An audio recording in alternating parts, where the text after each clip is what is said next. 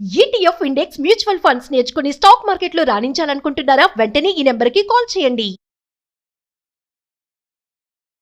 నమస్తే అమ్మా. నమస్తే అమ్మా. అమ్మ, మనకి మార్గశిర మాసంలో గురువారాలకి చాలా ప్రత్యేకమైన స్థానం. అవునమ్మా. లక్ష్మీదేవిని పూజిస్తాము.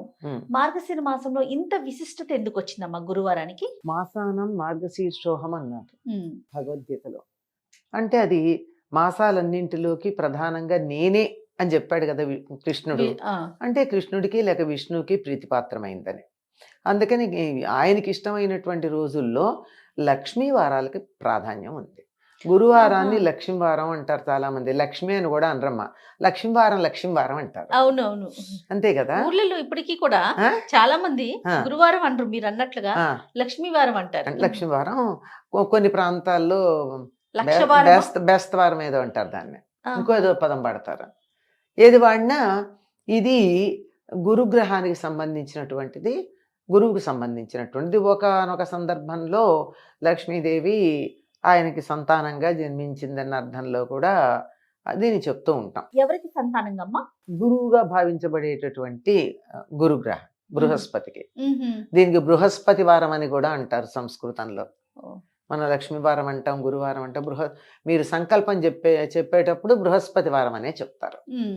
అటువంటి లక్ష్మీదేవికి ప్రధానంగా ఉండేటటువంటి ఈ వారం, కృష్ణుడికి నేనే ఈ మాసం అంతా అని చెప్పే కృష్ణుడికి సంబంధించిన, అదే విష్ణువుకి సంబంధించినటువంటి నెలలో మార్గశిర గురువారాలు ప్రాధాన్యాన్ని సంతరించుకున్నాయి. ఆవిడ్ని పూజిస్తే మరింత సంతోషం అని. ఇది ఎక్కువ మన మిగిలిన ప్రాంతాల్లో ఉండదమ్మా. కళింగ ప్రాంతం అంటే ఒరిస్సా ప్రాంతం, దానికి ఆనుకుని ఉన్నటువంటి శ్రీకాకుళం, విశాఖపట్నం, కొంతవరకు తూర్పు గోదావరి జిల్లా, ఈ ప్రాంతాల్లో ఉంటుంది. మీరు ఎక్కడన్నా ఇప్పుడు ఇక్కడ ఆంధ్ర ప్రాంతం వాళ్ళు కానీ, లేకపోయినట్టు ఆంధ్ర అంటే మళ్ళీ కృష్ణా, గుంటూరు, నెల్లూరు ఆ ప్రాంతాలు కానీ, తెలంగాణలో కానీ మార్గశిర లక్ష్మీవారాల పూజ ఉందా? అసలు మార్గశిర గురువారం అని కూడా అన్నారు, మార్గశిర లక్ష్మీవారాలు అని అంటారు. ముఖ్యంగా అనకాపల్లి అక్కడ ఉన్నటువంటి కనక మహాలక్ష్మికి చాలా ప్రధానమైనటువంటి రోజుగా చెప్తారు. ఇప్పటికి కూడా సంవత్సరం అంతా కూడా అక్కడ గురువారాలు పూజ చేస్తారు. దీనికి సంబంధించి ఒక వ్రతంగా కూడా ఉంది. తప్పనిసరిగా ఆ ప్రాంతాల్లో ఉన్న ఇంట్లో అమ్మాయికి, ఆడపిల్లకి అబ్బాయికి పెళ్ళయి అమ్మాయి కోడలు ఇంటికి వస్తే మొదటి సంవత్సరం మార్గశిర లక్ష్మీ వారాల వ్రతం మొదలుపెట్టిచ్చేస్తారు. ఇది నిజానికి ఒక ఇల్లాలు ఎలా ఉండకూడదో చెప్పడానికి ఇదనమాట.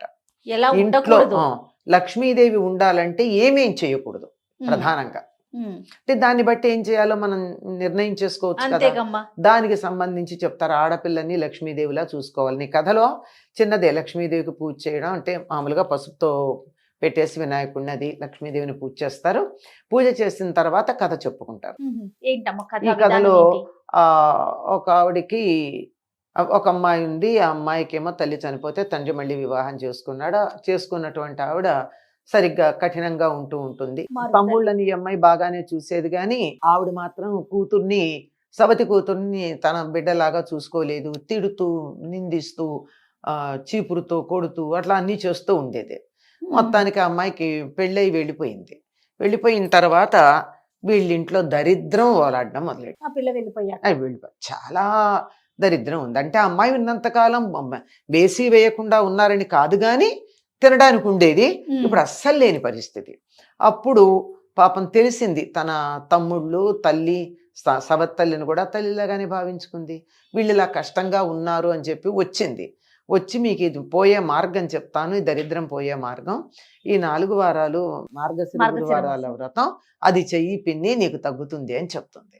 సరే, దాంట్లో నియమాలు ఏమిటంటే గురువారం నాడు తెల్లవారేటప్పటికల్లా ఇల్లు శుభ్రం చేసుకుని తాము శుభ్రంగా ఉండి జాగ్రత్తగా ఉండాలి.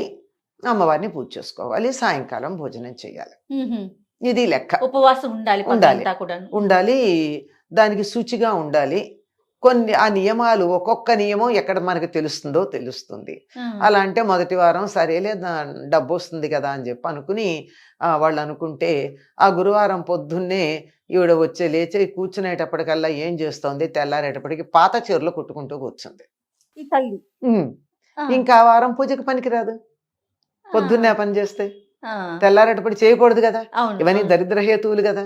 పాత చీరలు ఎప్పుడో అప్పుడు చిన్న చిన్న చిరుగులు ఉంటే కుట్టుకోవాలి కానీ పొద్దున్నే గురువారం లేవగానే. పొద్దున ఇప్పటికి కూడా మన ఇళ్లలో శుక్రవారం గురువారం పాత చీరలు కుట్టనీరు. అవును ఎక్కడన్నా చీర చిరిగింది అనుకో కాస్త కుట్టేసుకుంటే అయిపోతుంది అనుకుంటా, కుట్టనీరుగా. అవును అవునమ్మా, కరెక్ట్ చెప్పారు. చీరని కత్తిరించటం గాని కట్ చేయడానికి కూడా ఒప్పుకోరు. ఏ మధ్యాహ్నటప్పుడో చేసుకోమంటారు తప్ప. అది కూడా గురు శుక్రవారాలు కాదు. కరెక్ట్ అమ్మా. పైగా చింపడానికి కూడా ఒప్పుకోరు. ఉమ్, ఇప్పుడు చీర అంచు ఇక్కడ చిరిగిందమ్మా ఇట్లా తీస్తాం, ఇట్లా చింపడానికి కూడా గురువారం శుక్రవారం ఒప్పుకోరు. ఇంకోరు వచ్చేసుకో, అది ఈ వారం పనికిరాదు అనుకుంది. ఉమ్, ఇంకొక వారం వచ్చేటప్పటికి తలకింత నూనె పెట్టు కూర్చుని పిల్లలకి పేలు దువ్వుతూ తన తల దూకుంటూ కూర్చుంది. ఈ గురువారం చేసేవాళ్ళు తలకి నూనె రాచుకోరు ఆ రోజు. అయిపోయింది. ఆ వారం పోయింది. 3వ వారం వచ్చింది. 3వ వారం వస్తే ఈవిడ చాలా జాగ్రత్తగా ఎన్ని రకాలుగా చేసినా తెల్లారేటప్పటికీ ఇల్లంతా పాచిళ్ళు పెట్టుకుని చికాకు పడుతూ కూర్చుంది. అది కుదరలా, పోయింది. 4వ వారం ఏం చేసింది ఈ అమ్మాయి, తల్లిని? సవతి తల్లి ఏమీ తినకుండా కట్టడి చేసి అన్ని అడ్డం కూర్చుంటే ఆ గుంటలో పెట్టింది. గుంటలో ఉంటే ఏవి తినకుండా ఉంటుందని. కూతురు తల్లిని పెట్టింది. అంటే సంపద వస్తుందంటే కూతురు మాట వినడం మొదలు పెట్టింది. ఆహా, మరి లేకపోతే ఇవన్నీ ఎలా చేస్తుంది, అదే కదా. తిండికి లేదు కదా. ఆ. అంటే అంటే ఏం చేసింది, పిల్లలు అరటిపండు తిని తొక్క పడేస్తే ఆ తొక్క కింద దొరికింది, అది గబా తినేస్తుంది ఆకలి కాకలేక. గుంటలో ఉండి కూడా. అదృష్టవశాత్తు ఆ సంవత్సరం 5 గురువారాలు వచ్చాయి. ఆహా. 5 గురువారాలు వస్తే 5వ గురువారం ఇది కాదని చెప్పి ఆ గుంటలో పెట్టి పైన ఒకటి చెక్క వేసేసి దాని మీద కూర్చుంది కూతురు పైన, తల్లి లోపల. అట్లా కూర్చోబెట్టి మొత్తానికి ఆవిడ్ని ఉంచి సాయంకాలం దాకా ఏమీ తినకుండా ఉంచి అప్పుడు అమ్మవారికి పూజ చేయిస్తే ఆ పూజ ఫలంగా వాళ్ళకి ఇల్లంతా మళ్ళీ సంపదలతో వచ్చింది అని చెప్పారు. అంటే దీన్ని బట్టి ఏమిటి అర్థం చేయాలి, కొత్తగా ఇంటికి వచ్చిన ఆడపిల్ల పొద్దున్నే పాచి బట్టలు వేసి కూర్చోకూడదు, పాత బట్టలు చిరిగిపోయిన గట్లు కుట్టుకుంటూ కూర్చోకూడదు, ఇలాంటి పనులన్నీ తలకి నూనె చేయకూడదు అవన్నీ చెప్పి పూజ చేసేదాకా కాస్త ఆహార నియమం ఉండాలి కదా. పిల్లలకు పెడుతూ స్నానం చేయకుండా చద్దనం తినడం ఏంటమ్మా. ఇవన్నీ చేస్తే వీటన్నిటికన్నా ప్రధానం ఏమిటో తెలుసా, మరింత వీళ్ళకి తిండి లేకపోవడానికి ఆడపిల్లని తిట్టి కొట్టింది కదా. అది ఎప్పుడైతే కూతురు మాట విందో అప్పుడు వీళ్ళకి సంపద వచ్చింది. ఇది మార్గశిర లక్ష్మీ వారానికి సంబంధించింది. దీనికి సంబంధించి అక్కడ ఎంత బాగా పాటిస్తారంటే ఈ నియమాన్ని, తెల్లవారుజామునే చన్నీళ్ళ స్నానం చేస్తారు. మామూలుగా అయితేనమ్మా మనం అందరం శుక్రవారం చేస్తూ ఉంటారు అందరూ తలంట్లు, కానీ అక్కడ మాత్రం గురువారాలు తలంటి పోసుకుంటారు. కానీ ఇప్పుడు మాత్రం స్నానం చేస్తారు. అంటే చల్లని నీళ్ళతో స్నానం చేయాలి, పూజ చేయాలి, ఉపవాసంగా ఉండాలి, తర్వాత ఎప్పుడో తినాలి. అంటే మధ్యలో కనీసం ఈ వ్రతం చేసేటటువంటి వాళ్ళు ఈ మధ్య మరి కాఫీ తాగుతున్నారేమో తెలియదు కానీ దూరకైతే అసలు ఏమి పాలు కూడా తాగేవాళ్ళు కాదట. అంత నియమంగా ఉండి కావాలంటే త్వరగా పూజ చేసుకోండి, ఏముందానికి. అదే అంత ఈ ఇళ్ళన్నీ శుభ్రంగా ఉంచుకోవాలి. ఎంగిళ్ళు అంట్లు ఈ పిల్లలు ఎలా తింటారమ్మా, చాలా మంది ఇళ్లలో గమనిస్తూనే ఉంటాం. ఒకప్పుడు ఎక్కడో ఉండేవి కానీ గుడిసెల్లో అక్కడ, ఇప్పుడు మన ఇళ్లలో కూడా అలాగే ఉంది. డైనింగ్ టేబుల్ మీద కూర్చుని తింటారు, అంటూ ఎంగిలి తెలియదు, ఈ చేత్తో వడ్డించుకుంటూ ఉంటారు. ఈ అన్నం వడ్డించుకున్న చేతి గరిటెలు కంచాలకి అంటిస్తారు, గరిట కంచానికి తగులుతూ ఉంటుంది. ఈ చెయ్యి కడుక్కోకుండానే కంచం పట్టుకుని తింటూ ఈ చెయ్యి కడుక్కోకుండానే ఇంకో పదార్థం వడ్డించుకుంటూ ఉంటారు.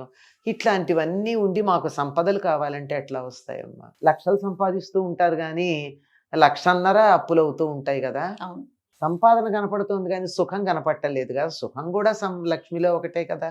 కనుక మనం ఇంత సంపాదించామా అంత సంపాదించామనే కదా, దాన్ని మనం ఎంత వరకు అనుభవించి ఆనందంగా ఉండగలుగుతామన్నది ఈ శుచిలో ఉంది. లక్ష్మీదేవికి ఉన్న నామాల్లో ఒకటి శుచయే నమః అని చెప్తాం. అంటే అగ్ని అనే అర్థం ఒకటి, శుచిగా ఉండేది, శుభ్రంగా. ఈ శౌచం చాలా ప్రధానం.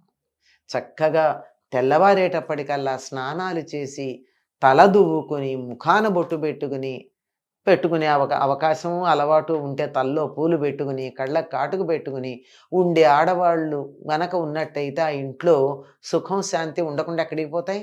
బాగా చెప్పారు.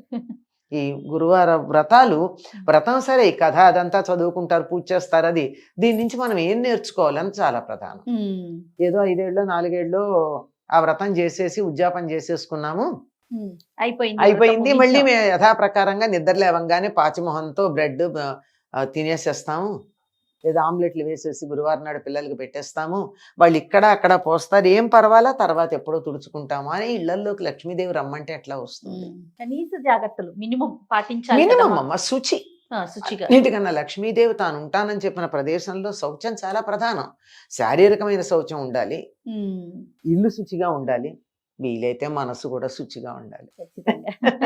ఉన్న చోటకి లక్ష్మి చక్కగా వస్తుంది. ఎప్పుడైతే కూతురు మీద తల్లికి ద్వేషం పోయిందో, అసూయ పోయిందో, అప్పుడు వీడికి మార్గం దొరికింది. మార్గం వచ్చింది. ఎప్పుడైతే అవును. మనసు మారిందో మార్గం దొరికింది. మార్గం దొరికింది గనక కష్టపడి కూతురు దారిలో పెట్టింది, పెడితే కూడా ఒప్పుకుందిగా, అవును. అది లెక్క.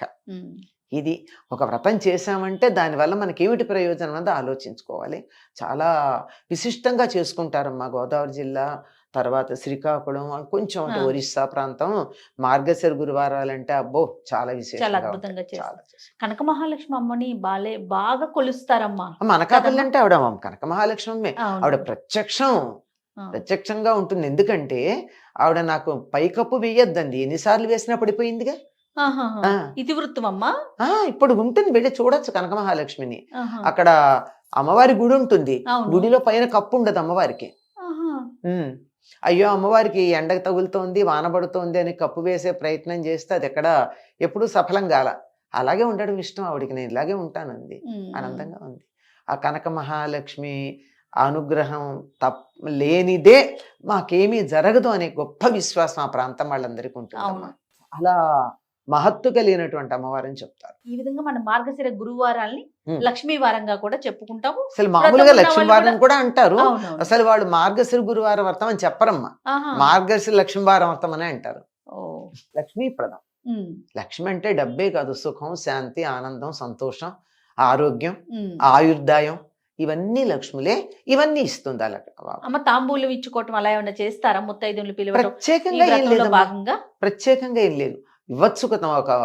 నేను లక్ష్మీదేవికి పూజ చేసుకున్నాను గనక ఒక ముత్తైదుని లక్ష్మిగా భావించి ఇచ్చుకోవటం, ఇస్తే ఇస్తారు కానీ ప్రత్యేకంగా ఉండదు. వ్రతం లేని వారు ఇప్పుడు కొన్ని ప్రాంతాల్లో విశేషంగా జరుపుకుంటారు మీరు అన్నట్టుగా, కొన్ని ప్రాంతాల్లో ఆ వ్రతం చేసుకునే విధానం ఉండకపోవచ్చు. కానీ ఉండదు. హాయిగా మన మార్గశిర మాసం లక్ష్మీదేవికి ప్రీతిపాత్రం అవుతోంది గనక చక్కగా ఆ రోజు మనం అందరూ శుక్రవారం నాడు ఇల్లు కడుక్కుంటారు కదా, గురువారం నాడే కడుక్కుందాం, కడుక్కుని చక్కగా అమ్మవారికి లక్ష్మీదేవికి పూజ చేసుకుందాం, శుచిగా ఉందాం అన్నిటికన్నా ప్రధానం. అది చాలా శుచిగా ఆహార నియమాలు, శారీరక నియమాలు, పరిసరాలకు సంబంధించిన శుభ్రతలు ఇవి పాటిస్తే చాలు.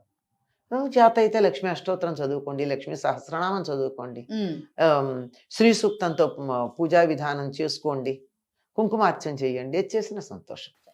నమస్తే. నమస్తే.